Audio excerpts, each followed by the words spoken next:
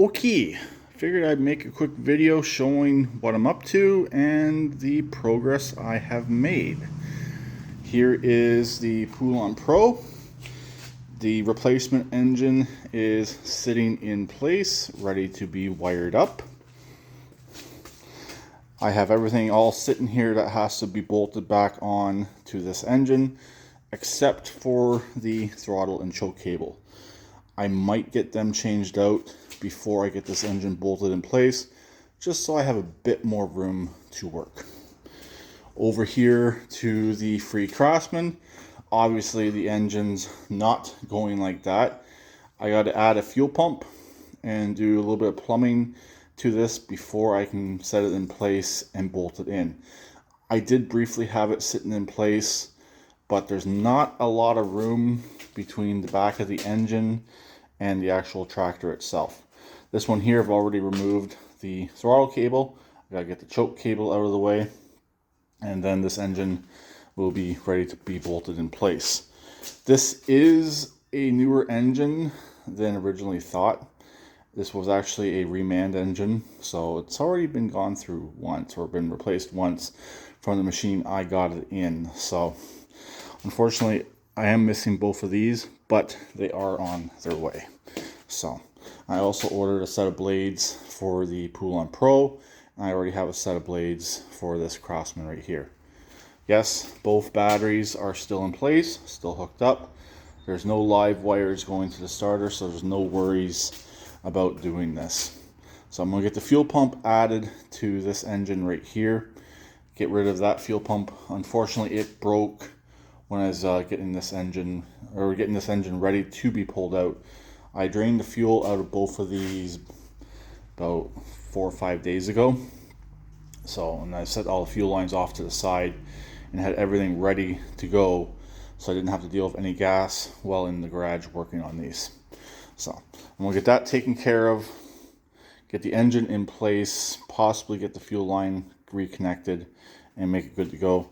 Fill the tank with fresh fuel when the time comes. There still should be a little bit of fuel left in the carburetor, enough to run it, and hopefully pick up some fuel from the tank. Same goes with this one right here. Both of these were driven into the garage with no fuel lines connected, but they should still have enough fuel in the bowls to fire up and hopefully start drawing off the tanks. So that's the plan, at least. If not, I'll bleed the system. No big deal.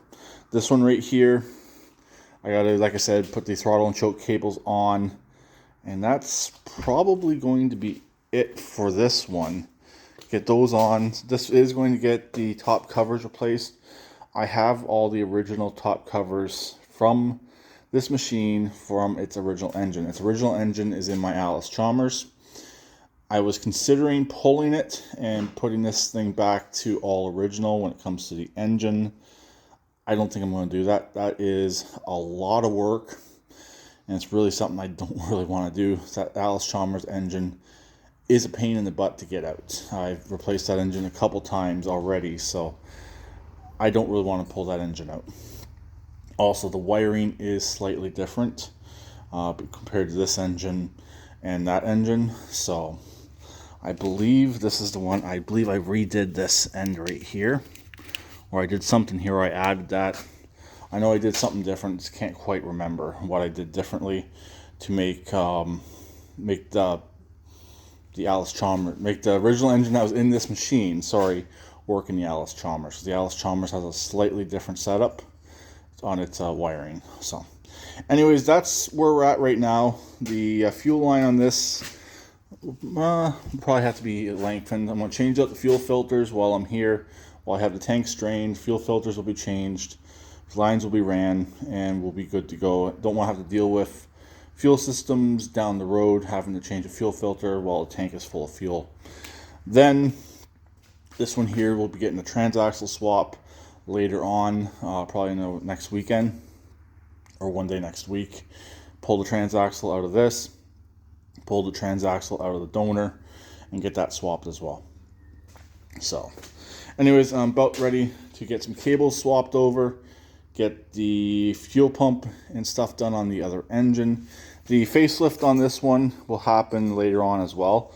When I'm ready to work on the Alice Chalmers and get it ready to be sold, I'll do the facelift on this. Also, that machine will be going back to all of its original top plastics and a single-use throttle choke cable. I'm going to try and put that setup back on the Alice Chalmers. We'll see if it works out or not. I do have all the pieces for it, so we'll see about that down the road as well. And the Alice Chalmers will be going up for sale. It's a decent machine. I might service it. I might not service it before I sell it. I'll have to wait and see. So anyways, that's pretty much it for both of these. Quick Alice Chalmers update. And if you don't know, the Alice Chalmers has been replaced with a John Deere zero turn. So that's why the Alice Chalmers is in limbo at the moment, and most likely it's being rehomed. So I'm only into it for like 500 bucks, not even. Actually less than that, because I'm half owner of it. But the plan is to sell it. So anyways, I'm gonna get back to work and listen to some music while I work. Yes, both of these do need some pressure washing. They're both sitting in a barn over the winter, and the barn's not overly clean. And when I get the top cover off that one, I'll check for mouse nests. I don't think it has anything in it. Same thing goes with this one right here. Once the top cover comes off to redo it, I'll check for mouse nests. But again, I don't think there's anything in either of these engines. I should be good. So I will talk to them later. Please keep it redneck like always, and please subscribe and comment.